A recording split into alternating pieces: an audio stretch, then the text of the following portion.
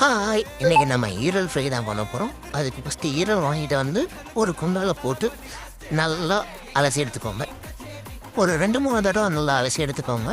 லாஸ்ட்டாக மஞ்சத்தூள் போட்டுட்டு அதுக்கப்புறமா இன்னொரு டைம் அலசி எடுத்துக்கோங்க. ஸ்மெல் அடித்தா அப்புறம் ஒரு மாதிரி நல்லா இருக்காது. தேவையானவெல்லாம் எடுத்துகிட்டு குக்கரில் வேக போகிறோம். ஃபஸ்ட்டு குக்கரில் எல்லாத்தையும் போட்டுட்டு தண்ணி வர வரைக்கும் நல்லா பரட்டிடுங்க. அதுக்கப்புறம் ஒரு 2 விசில் விட்டுட்டு பேனில் இதை போட்டு வறுக்க போகிறோம். இப்போ பேன் வச்சுட்டு தேவையானது எல்லாத்தையும் போட்டு நல்லா வணக்கிக்கலாம். வணக்கினதுக்கப்புறம் குக்கர் விசில் விட்டுருச்சான்னு பார்த்து ஈரலை மட்டும் தனியாக எடுத்து போட்டோம்னா அதில் இருக்க தண்ணியை அப்படியே வச்சுட்டு நல்லா வதக்கிக்கணும்.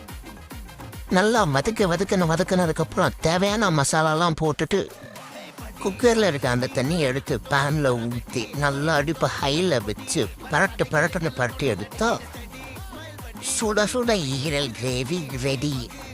இதில் சுட சுட சாப்பாடை போட்டு சாப்பிட்டா நம்ம நாக்கு யோசிக்காமல் நம்மக்கிட்ட சொல்லிடும், ஐயோ இதுக்கு தாண்டா வெயிட் பண்ணிகிட்டே இருந்தானே.